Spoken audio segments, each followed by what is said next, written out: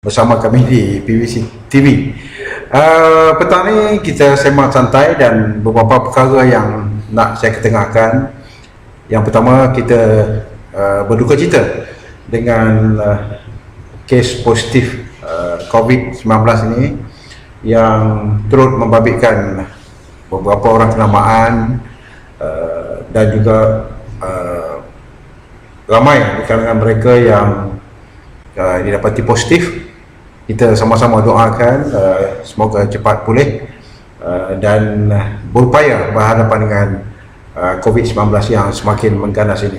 Jadi satu perkara yang jelas yang nak saya nyatakan untuk kita kongsi secara bersama pada petang ini adalah kalau kita lihat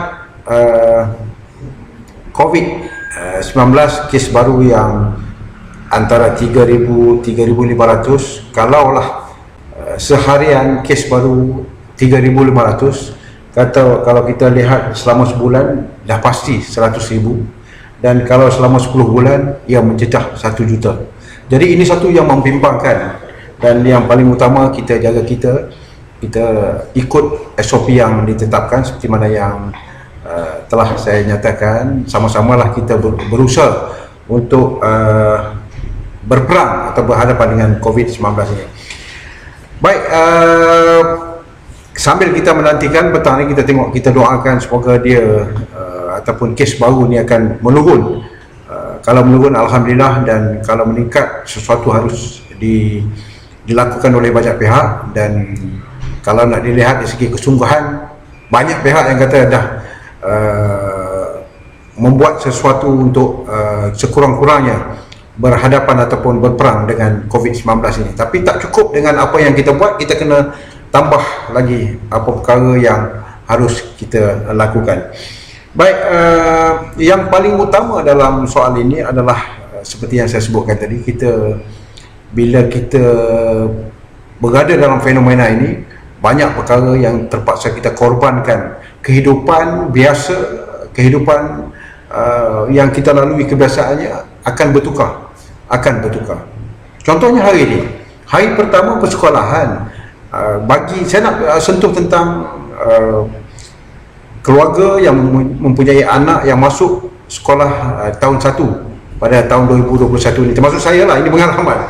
Jadi satu perkara yang kita tidak pernah fikir adalah anak-anak kita tak dapat ke sekolah kerana COVID-19 dan terpaksa belajar daripada rumah, iaitu PDPR, pengajaran dan pembelajaran di rumah.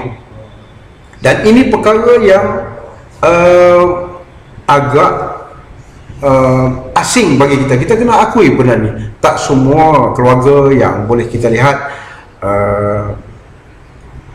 celik IT, berkeupayaan dan juga mampu untuk mengawal selia corak pembelajaran baru yang diperkenalkan, apatah lagi selepas diketengahkan kerana COVID-19 ini.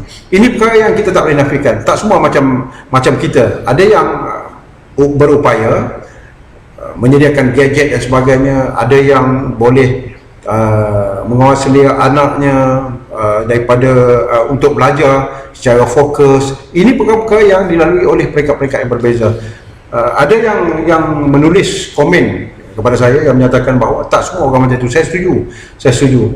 Kerana kalau kita nak lihat definisi operasi dalam PDPR ini adalah dilaksanakan di rumah, di pusat-pusat komuniti, atau di mana-mana lokasi yang sesuai dilaksanakan dalam talian atau luar talian atau off-site dengan berstruktur dan terancang. Ini usaha yang cuba dilakukan oleh kerajaan. Yang selebihnya itu sudah pasti ada pro and con-nya, kerana perkara ini diketengahkan dalam saat yang boleh kita anggap banyak pihak tidak bersedia. Ibu bapa juga begitu, yang tidak mampu ataupun ada kalanya tidak berupaya untuk memenuhi tuntutan kepada keadaan semasa ini. Jadi kalau kita lihat objektif PDPR ini adalah untuk panduan kepada guru untuk melaksanakan PDPR secara berstruktur dan terancang, iaitu secara berjadual, dan murid-murid mengikuti PDPR ini secara optimum.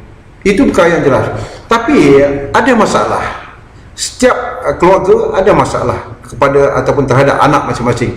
Ada yang kenakalannya ini sukar dikawal dan akhirnya fokus kepada pembelajaran yang diadakan secara online tidak dapat dilakukan secara orang kata yang lebih berkesan. Ini perkara yang tak boleh nafikan. Ada yang tulis kepada saya akan bacakan satu persatu nanti nama-nama mereka yang memberi komen di Facebook saya yang menyebut soal masalah yang berbangkit. Kalau dulu kita menyerahkan sebulat-bulatnya kepada cikgu untuk mengawal celia anak-anak kita di sekolah umpamanya, tapi hari ini ibu bapa mesti melaksanakan tugasan itu, membantu anak mereka dalam PDPR ini. Maksudnya kalau ada assignment di rumah itu, sudah pastilah tahun 1 apa dia tahu kan, akan dibuat oleh ibu bapa, dan konsentrasi anak ini harus juga dijamin oleh ibu bapa. Kalau ia gagal untuk memberikan tumpuan penuh kepada pembelajaran PDPR ini, maka akhirnya sahabat saya ada yang sebut, dia kata akhirnya ini seolah-olah akan memusnahkan generasi akan datang. Maksudnya suasana sekolah kita, anak kita yang tahun 1 tidak rasa. Dia tidak tahu apa erti berkawan. Dia tidak tahu apa erti itu berkomunikasi secara bijak dan komunikasi bijak dan juga mesra dengan rakan-rakan berbeza bangsa dan agama. Jadi ini perkara yang tak dilaksanakan, tak dirasai oleh kelompok masa kini. Jadi itulah kesan-kesan yang kita lihat.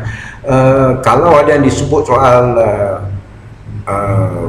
ada benda yang tak lengkap ataupun ada masalah yang banyak yang timbul, itu kita tak boleh nafikan, kerana sudah semestinya satu perkara yang dilaksana dalam keadaan yang kita pun tidak tahu menahu COVID yang akan datang ataupun gejala COVID yang akan datang akan menimbulkan masalah begitu. Jadi kalau pendekatan dalam talian yang saya sebutkan tadi, cara belajar adalah cara yang ada capaian internet, guna peranti dan juga belajar secara real time. Ini yang saya ambil daripada penjelasan yang diberikan oleh kementerian.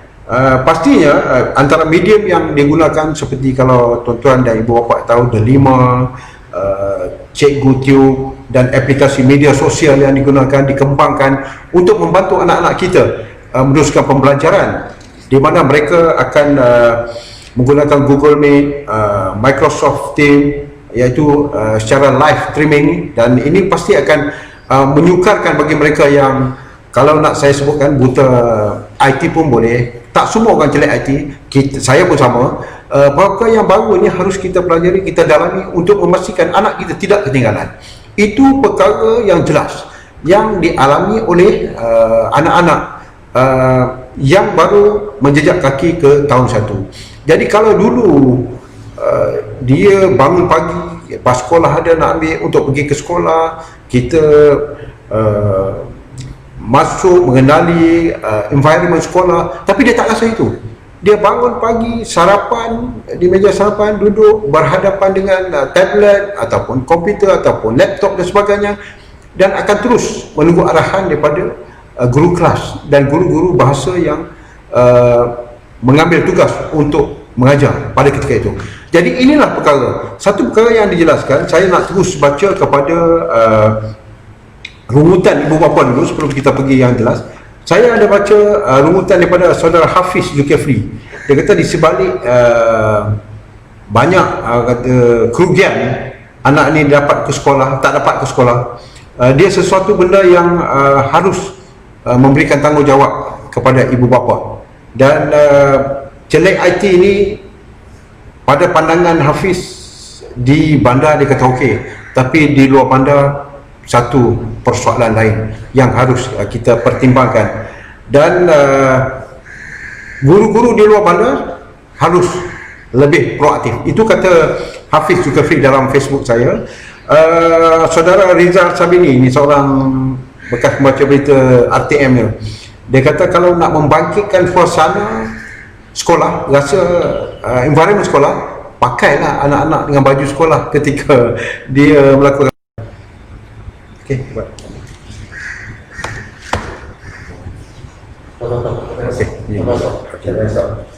Masalah kita dapat dengan video saya beri Oh, tadi tak dapat apa dah? Kau pada dalam ni?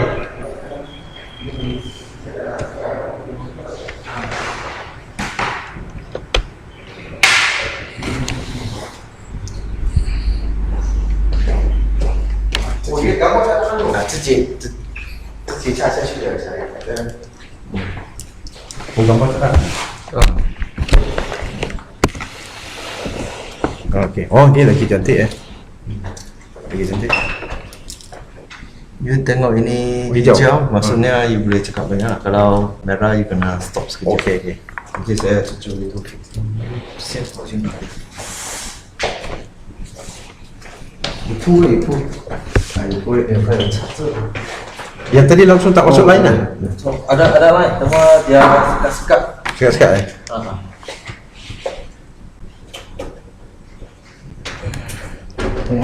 Kita buat baru pula Buat baru? Sekejap. Dah sambung tak? Sambung saja. Oh, sambung saja. Boleh cakap? Boleh cakap. Boleh cakap. Dah boleh tak? Boleh. Okey. Merah. Ya.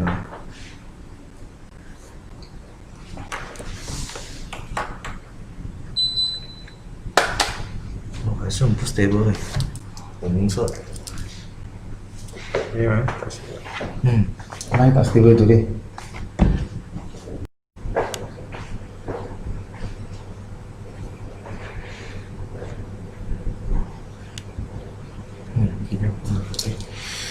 Baik, terima kasih. Kita ada gangguan sikit tadi, tak apa, kita dah baiki. Seperti mana yang saya sebutkan tadi, memang beberapa perkara yang kita jelaskan daripada rungutan kalangan ahli-ahli keluarga, ibu bapa dan sebagainya, rakan-rakan di Facebook tadi menyatakan bahawa antara perkara-perkara yang kita terpaksa alami adalah perubahan ini menjadikan suasana berbeza.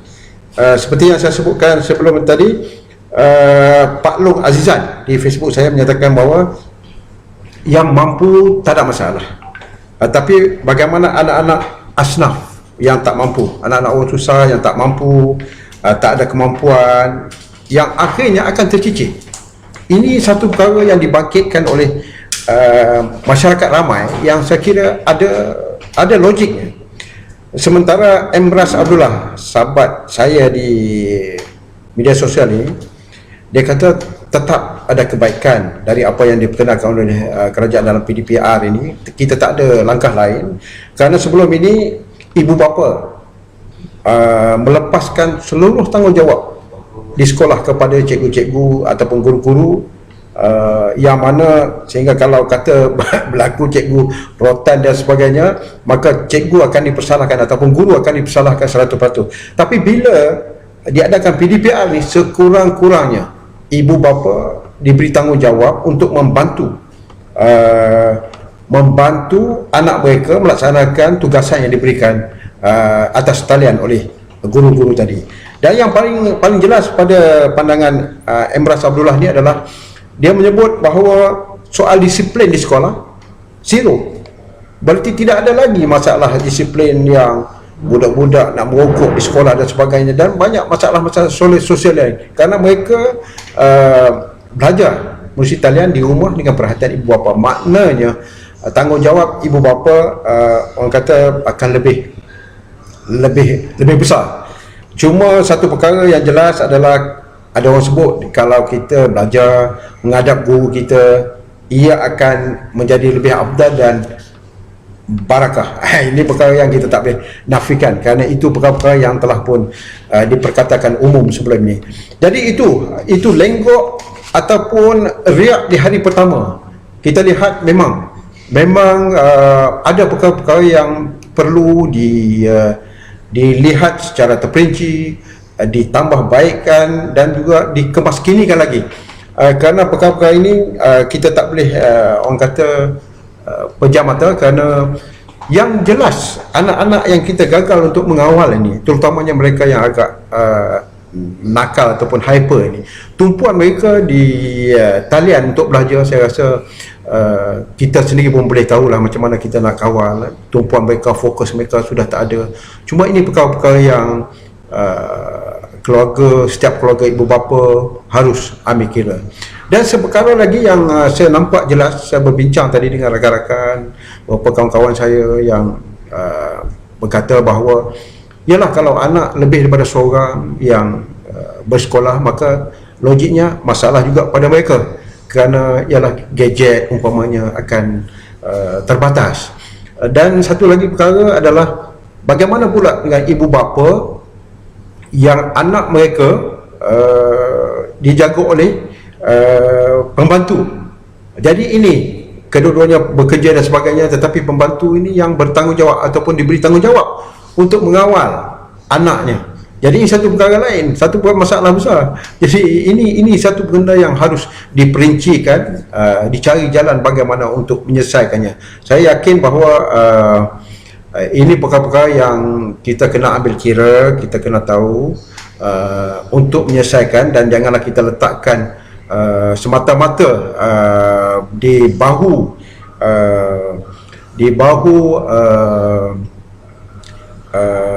guru-guru semata-mata, kerana kita langsung tidak memberikan ruang kepada ibu bapa untuk mengambil bahagian untuk memperkemaskinikan pembelajaran anak-anak.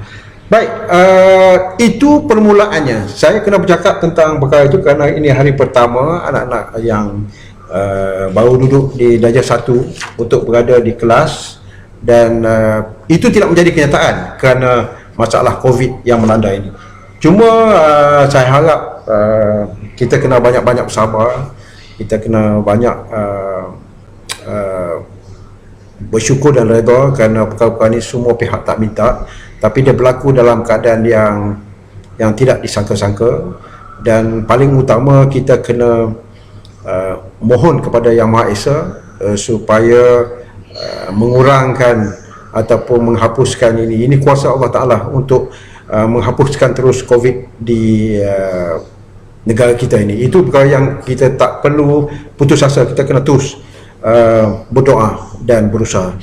Baik, pertama tadi kita dah bercakap tentang COVID, yang kedua kita telah menyentuh tentang PDPR ini yang mana turut membabitkan anak-anak kita ini. Dan paling utama, kalau tak sembang ataupun kita tak bincang sembang petang ni, tak kena lah kerana kuat di media sosial sekarang ini satu perkara-perkara yang telah diketengahkan oleh banyak pemimpin-pemimpin utama, termasuklah saya baca Datuk Zahid punya kenyataan yang dilihat merupakan satu maksud yang agak serius perkembangannya dalam UMNO. Kata Datuk Seri Zahid, saya tetap istiqamah biarpun peluru-peluru fitnah dan roket-roket penjahanam UMNO dari setiap sudut dalaman dan luaran dihamburkan bertubi-tubi kepada saya. Kekuatan UMNO sebenarnya dari benteng-benteng di akar ubi. Biarpun pemimpin-pemimpinnya cuba dimusnahkan, namun bentengnya tetap utuh. Apa yang anda boleh lihat, boleh faham tentang apa yang diperkatakan oleh Datuk Seri Ahmad Zahid Hamidi. Datuk Seri Ahmad Zahid Hamidi yang saya kenali adalah salah seorang yang kalau ditemu bual, dia suka berterus terang dan suka dengan soalan-soalan yang panas. Saya boleh dianggap semasa dia timbalan Perdana Menteri 7 atau 8 kali saya menemu bual beliau di masa itu waktu di Bernama TV. Apa yang dilafazkan oleh Datuk Seri Zahid ini pada saya merupakan satu lohan perasaan. Sekejap saya tutup aircon sikit, sejuk lah. Lohan perasaan yang benar-benar sedang bermain di hati dan minda beliau. Kerana Datuk Seri Zahid tidak akan bercakap perkara yang tidak berlaku. Jadi saya nampak apabila Datuk Seri Zahid menyentuh tentang usaha yang dilakukan oleh banyak pihak untuk menghamburkan fitnah dan peluru-peluru kepada beliau ini, maka suatu perkara yang sedang berlaku dalam UMNO bukan masalah kecil. Ini sudah menjadi masalah yang semakin besar. Kalau dilihat secara rambang, ia lebih membabitkan antara Datuk Seri Zahid dan kumpulan yang ingin bersama dengan Bersatu yang kononnya dikepalai oleh Tan Sri Anwar Musa. Jadi apakah bentuk perbezaan pandangan ini akan membawa kepada isu seterusnya, iaitu selama mana Datuk Seri Zahid boleh bertahan dengan serangan-serangan yang semakin hebat ini.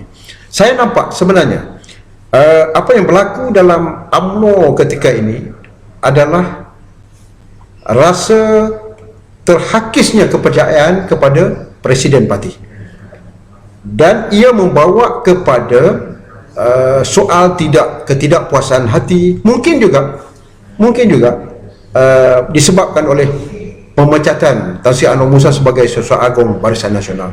Walaupun hak sebenarnya kepada Presiden Parti UMNO untuk sama ada memecat, menggantikan ataupun merehatkan, itu hak beliau. Walaupun disebut soal pelantikan harus mendapat restu dalam Majlis Barisan Nasional umpamanya, tetapi kuasa hakikatnya kepada Presiden UMNO yang melantik. Kalau dulu memang Setiausaha Agung UMNO, secara otomatiknya akan menjadi Setiausaha Agung Barisan Nasional. Tapi itu tidak berlaku lagi ketika Datuk Seri Ahmad Maslan sebagai Setiausaha Agung UMNO. Setiausaha Agung Barisan Nasional adalah Tan Sri Anwar Musa. Mungkin juga Zahid memikirkan soal bagaimana nak mengembalikan perkara asas sebelum ini dalam pentadbiran parti ini. Itu perkara yang kita tak boleh nafikan kerana itu adalah kuasa Presiden Parti.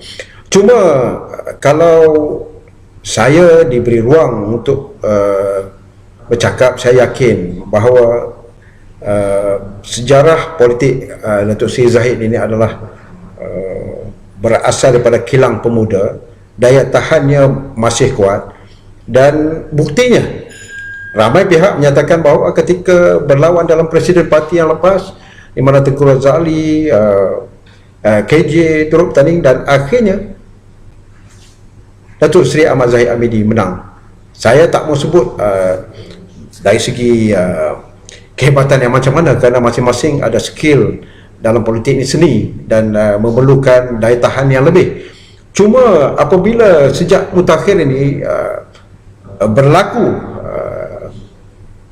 dua pihak yang menyokong dan yang seperti yang Datuk Seri Zahid sebutkan tadi, saya rasa ini perkara yang makin serius. Peluru fitnah dan roket-roket penjahanam. Roket-roket penjahanam, satu istilah Datuk Zahid ni sebenarnya dia suka sebut perkataan-perkataan yang di luar jangkauan kita. Pernah beberapa ketika dia sebut apa ni kementimunan. Saya masih ingat lagi. Ini perkara yang diluahkan berdasarkan kepada apa yang sedang berlaku dalam parti. Sebagai Presiden Parti, apabila dia meluahkan begini, saya yakin UMNO ini nampaknya semakin ialah kalau disebut kalau Datuk Seri Zahid sebut di bawah ni bentengnya masih kukuh, kemungkinan besar akan terus kukuh. Tapi masalahnya persepsi di bawah sudah berbeza-beza. Saya sebenarnya melihat Datuk Seri Zahid ini sebagai dalam politiknya apabila berada di tahap Presiden Parti ini, nasib dia kurang baik kerana dia sebagai Presiden di saat UMNO tidak berkuasa. Itu perkara yang kita tak boleh elak kerana banyak kekangan yang dihadapi oleh beliau, dan kebetulan pula kita lihat ada perbezaan pendapat yang membawa kepada suatu keadaan yang agak tidak tenang dalam UMNO ini. Saya dapat lihat beberapa kenyataan daripada ialah pemuda umpamanya satu persatu dikaitkan dengan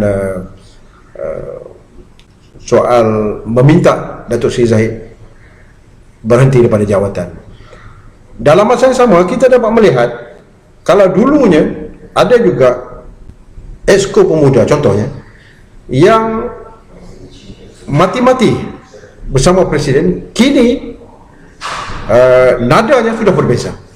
Saya tidak tahu di mana silapnya, apakah dalam bentuk keadaan sekarang ini UMNO yang perhimpunan agungnya diganjak, tetapi pemilihan parti tetap akan berlangsung seperti yang disebutkan oleh Datuk Seri Ahmad Maslan.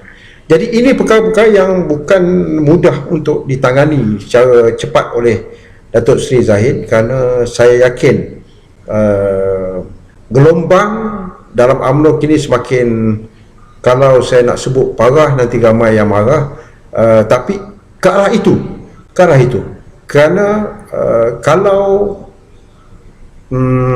nak disebut tenang dalam gelora, itu boleh. Nampak tenang tapi sentiasa bergelora, itulah UMNO.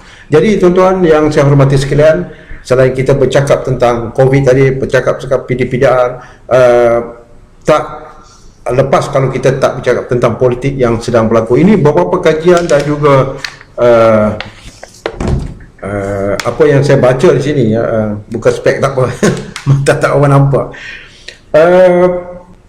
ada ditulis sini, Zahid masih ada perasaan pada UMNO.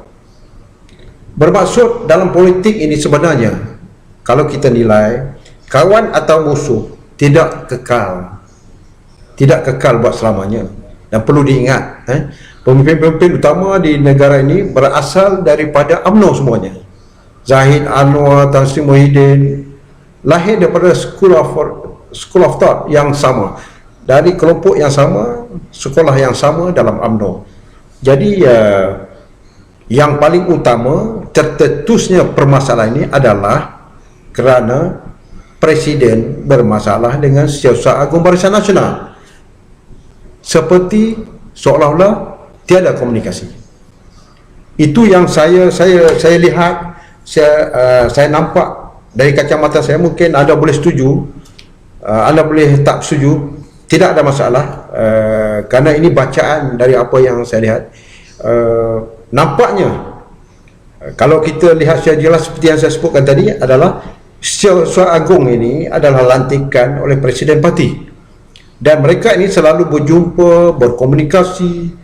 Kalau ada percanggahan mungkin disengajakan, sebabnya hanya mungkin mereka yang tahu, atau ini sebenarnya memangnya adalah satu permasalahan yang memang bermasalah. Tuan-tuan kena tengok ayat yang saya susun tu, dia apakah disengajakan ataupun memang mereka betul-betul bermasalah. Ini perkara-perkara yang nak kena lihat. Saya petang ni saya nak mengupas pasal UMNO dulu, kerana UMNO akan mengharungi proses orang kata proses pemilihan. Walaupun tak kala kita berada dalam PKP darurat ini, sebenarnya tumpuan para pemimpin tu mungkin lebih terarah kepada bagaimana kita nak berhadapan dengan gejala ataupun musibah COVID ini. Tapi dalam masa yang sama, proses politik itu berlaku dalam apa jua keadaan. Anda mungkin boleh kata, yalah dalam COVID ini kita jangan berpolitik. Kita kata jangan berpolitik. Tapi dalam masa yang sama kita melihat ada orang lain yang berpolitik. Itu perkara yang jelas. Disebut bila Zahid ada perasaan pada Anwar, itu dikaitkan dengan apa yang dianggap oleh Tan Sri Anwar sebelum ini, yang menyebut soal Datuk Seri Zahid ataupun kalangan tertentu pemimpin atasan UMNO ini ada berbincang dengan Datuk Seri Anwar dan juga berbincang dengan DAP. Itu perkara yang jelas. Dan sebut tentang DAP tadi, bekas bos saya, saudara Wabi Anthony Loke, menafikan bahawa beliau ada berjumpa dengan kalangan pemimpin UMNO untuk berbincang dan sebagainya. Ini perkara yang keluar daripada mulut pemimpin-pemimpin ini. Kita tak boleh nak kata itu berlakon ataupun sandiwara dan sebagainya, kerana mereka lebih tahu. Kita tak tahu. Bila dia kata tak lah maksudnya. Tetapi yang berlaku di sebaliknya itu tak dapat kita pastikan. Baik, saudara-saudara yang saya hormati, saya tak nak buat terlalu berat, kerana yang paling utama adalah kedudukan Presiden Parti. Saya nak bersama pasal Datuk Seri Zahid. Kedudukan Presiden Parti, kalau tanya saya boleh katakan agak gawat. Mungkin juga yang sampai ke telinga saya menyebut bahawa sikap Datuk Seri Zahid yang agak flip-flop dalam membuat keputusan, sekejap di sini, sekejap di sana, telah menimbulkan pelbagai permasalahan dan akhirnya sedikit demi sedikit terhakis kepercayaan, ketaatan daripada golongan bawahan ini kepada Datuk Seri Zahid. Sama ada ianya berlaku, benar-benar berlaku, ataupun rekaan pihak-pihak tertentu untuk mencetuskan perbalahan dalam UMNO, itu wallahualam. Saya nampak bahawa cabaran dalam UMNO ini akan lebih hebat selepas ini, akan lebih hebat, kerana memerlukan daya tahan yang kuat, memerlukan daya tahan yang daya tahan yang gagah. Kalau tidak akan tumbang. Jadi walaupun ada yang menyebut bahawa UMNO ini amat menagih simpati ataupun amat menagih PAS untuk kembali bernaung di bawah Muafakat Nasional, kalau tuan-tuan tanya saya secara jelas, saya tak nampak lagi PAS akan berbalik kepada Muafakat Nasional, kerana dalam keadaan sekarang ini mereka sudah sah menjadi keluarga dalam Perikatan Nasional. Kalau nak kata PAS main kolam, main kolam ni dan kolam ni dia main, itu mungkin politik PAS. Itu mungkin politik PAS sekarang.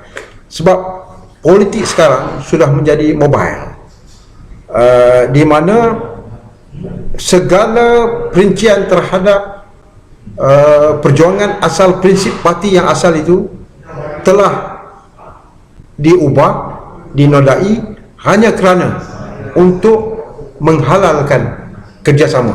Kalau tuan-tuan lihat, memang apa yang PAS tak kata kepada UMNO dulu, tapi akhirnya atas sikap ini, maka akhirnya mereka bersetuju untuk duduk bawah Muafakat Nasional. Tetapi selepas itu keadaan menjadi sebaliknya,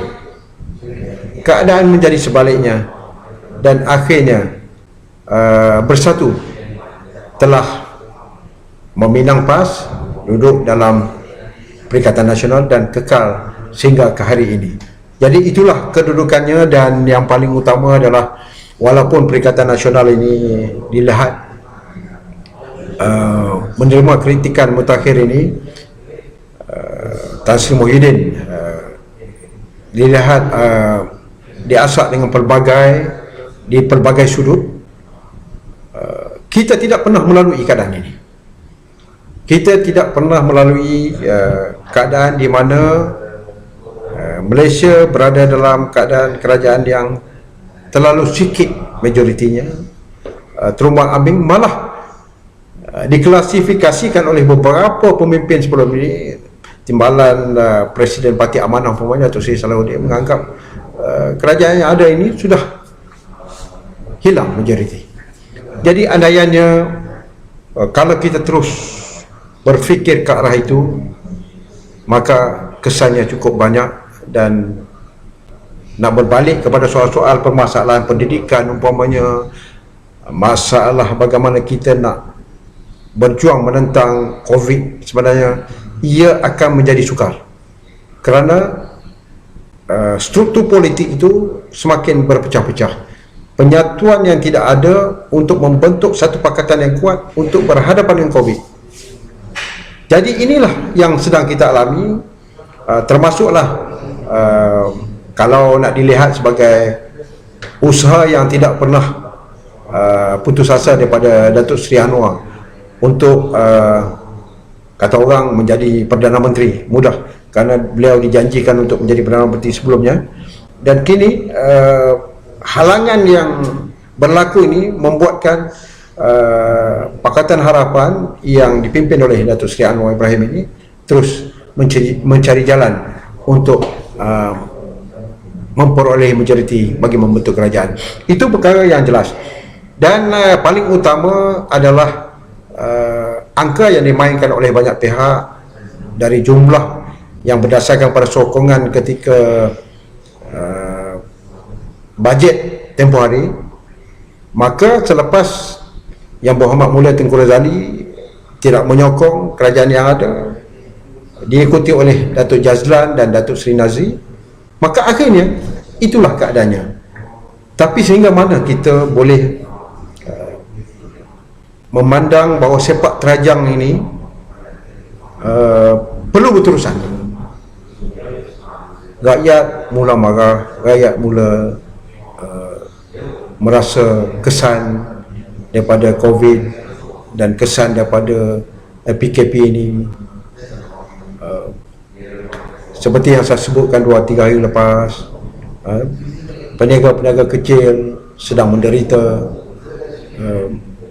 Begitu juga dengan rakyat kebanyakan, nak makan pun semakin susah, duit belanja pun sudah kering kontan, monetorium entah ke mana, perlu pula kita berbincang dengan bank dan sebagainya. Aisina sudah pun disifatkan sebagai kurang bersinar. Jadi istilah-istilah ini menghempap batu jemala rakyat dalam keadaan yang sukar untuk membawa diri. Saya tak nak bercakap tentang orang lain, saya bercakap tentang perasaan saya umpamanya. Bila saya tengok di persimpangan, di traffic light, ada yang menjual buah mempelam jeruk, berlari-lari. Pada mereka saat itu keselamatan seolah tidak lagi menjadi penting. Yang penting bagaimana untuk membawa pulang rezeki untuk diserahkan kepada ibu bapa ataupun diserahkan kepada isteri, untuk beli beras, untuk beli susu anak. Dan ini perkara yang kita lihat, berlari mereka di traffic light mencari pelanggan dan sebagainya. Ada ketika-ketikanya baru turun 10 minit, hujan turun, maka perniagaan tidak boleh dilakukan. Dan akhirnya baru-baru ni dan di kebanyakan tempat sudah tak ada, kerana tidak kesamaan dilakukan terhadap mereka. Saya tak tahu istilahnya dari segi keselamatan, ini tanggungjawab pihak keselamatan untuk menjelaskan. Dan tapi dari segi sudut kemanusiaan, saya berkata bahawa kita patut simpati dengan mereka yang cuba mencari rezeki secara halal. Jadi ini perkara-perkara yang perlu kita ambil kira. Kerajaan di bawah pimpinan Tan Sri Muhyiddin Yassin dirayu supaya melihat perkara ini. Jangan kita mengulangi perkara yang sama dalam percakapan kita harian, sehingga menteri-menteri yang ada tidak nampak berfungsi sangat dalam keadaan rakyat sedang susah. Bila rakyat sedang susah, seperti yang saya sebutkan, dia fenomena perut lapar ini akan menjadikan mereka lebih gairah untuk masuk ke media sosial, marah, kadang-kadangnya memaki, melepaskan perasaan dan sebagainya. Jadi apakah sehari-hari kita mampu bertahan dengan rungutan? Kita perlu bertahan dengan hamunan.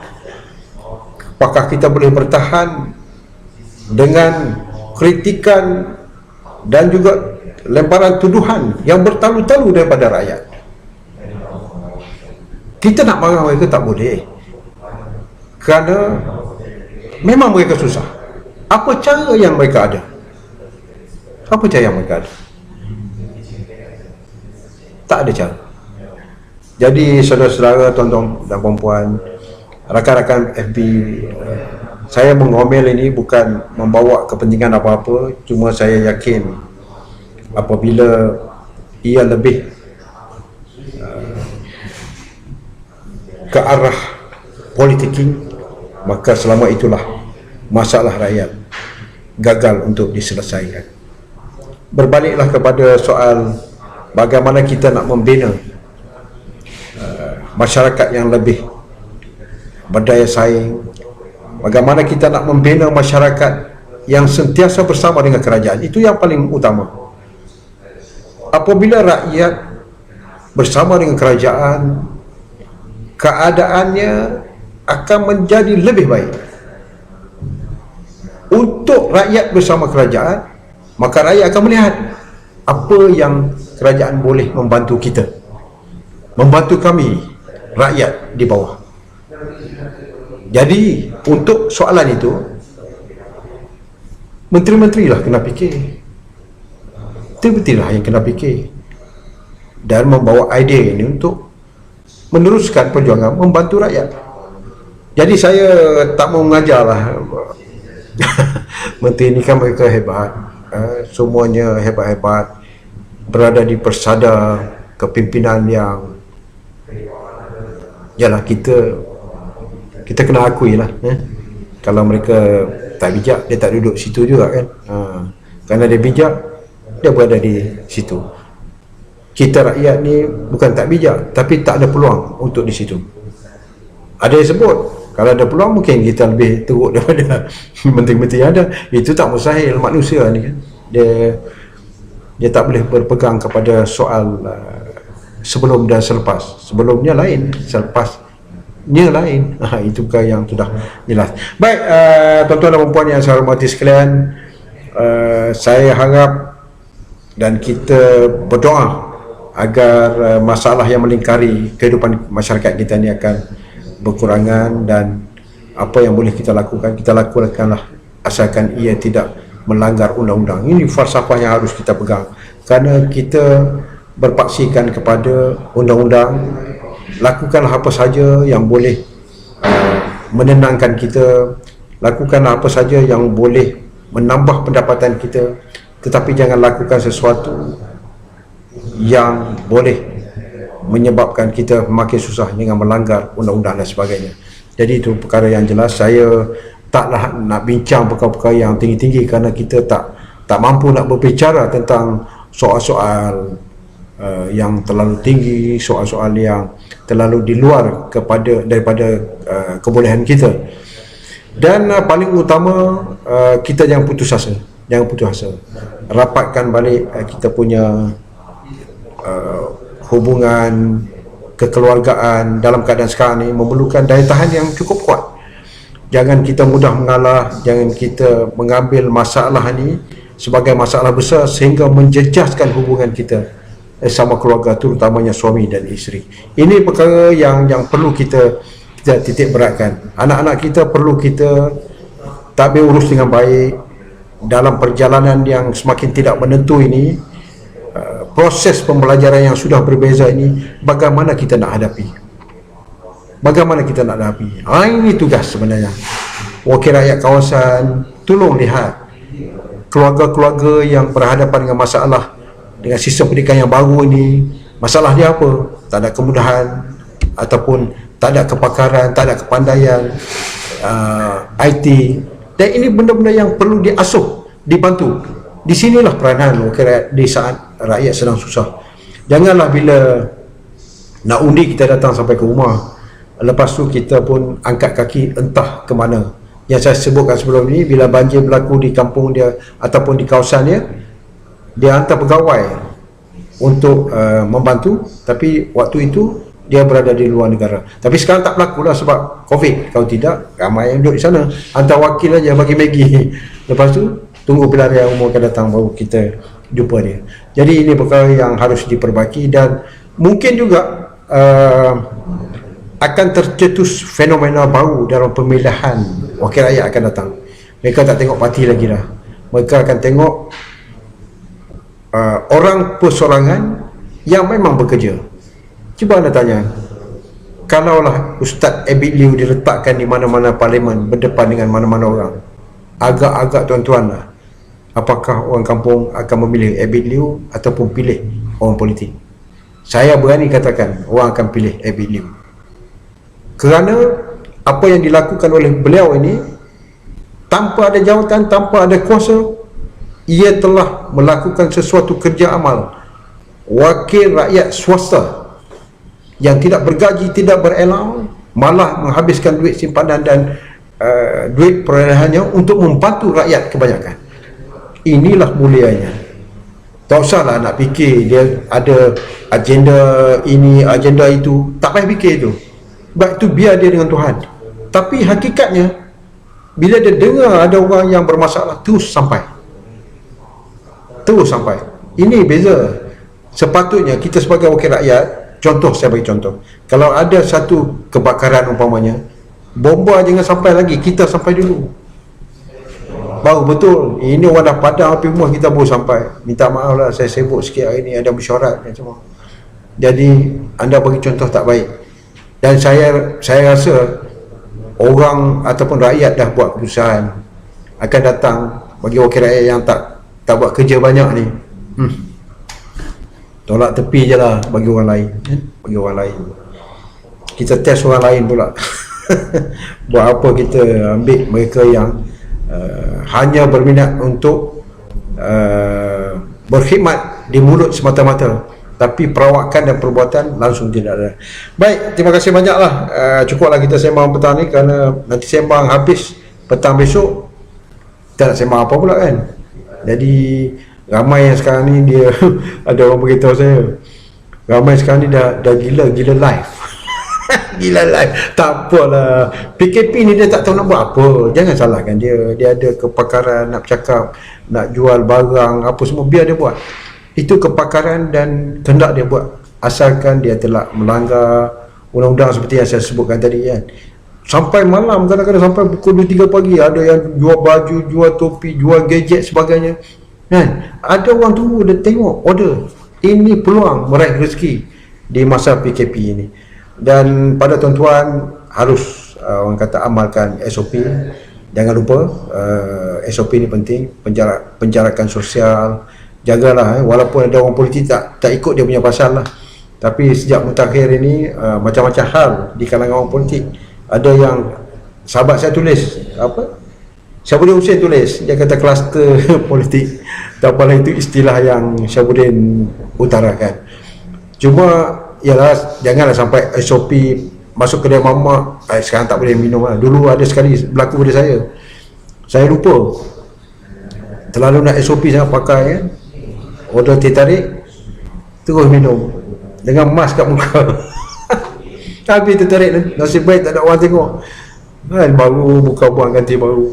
Jadi ini bukan yang kadang-kadang kita tak, orang kata apa, tak pernah berhadapan dengan keadaan itu, kadang lupa mas ada kat muka pun minum teh tarik. Jadi apa nak buat lagi, itu lagi satu pasal faktor umur dah tua. Baiklah tuan-tuan, terima kasih banyaklah kerana sudi mendengar omelan saya ini. InsyaAllah bila masa, kalau ada apa komen, anda boleh tulis di bawah tu, komen apa saja yang anda rasa tak puas hati, nak membebel pula ke, nak kata mengarut lah dalam ni apa benda, tak apa, saya ambil peluang itu untuk belajar daripada tuan-tuan juga. Dan yang paling penting, masuk ke YouTube kami. YouTube kami sila subscribe, like, share. Kita kembangkan, kerana PVC ni akan menjadi suara anda. Sementara kita rehatkan seketika apa kata Dahlan, kerana saya tak mau bagi ada risiko bawa tetamu ke studio dengan pandemik yang semakin ganas ini. Kita rehat seketika, lepas reda nanti kita akan mulakan kembali program live kita apa kata Dahlan itu, untuk membawa pelbagai isu dengan pemimpin-pemimpin, dengan orang kebanyakan kepimpinan NGO dan sebagainya. Itu janji kita. Dan buat masa sekarang ni biarlah saya bercakap seorang-seorang dulu, lebih afdal. Kerana apa, dalam keadaan sekarang, kita tak tahu pandemik ataupun COVID-19 ni di mana-mana. Jadi jaga diri, basuh tangan selalu, kumuh, ada yang kata kumuh air garam dan sebagainya. Buatlah apa saja demi kebaikan kita. Sehingga kita jumpa lagi di lain masa. Selamat petang, selamat berehat dan selamat minum teh ataupun kopi. Yang penting kurangkan gula. Kurangkan gula dalam kopi ataupun teh, tapi maniskan ataupun tambahkan gula dalam senyuman lah, jadi manis. Baik, terima kasih. Assalamualaikum warahmatullahi taala wabarakatuh.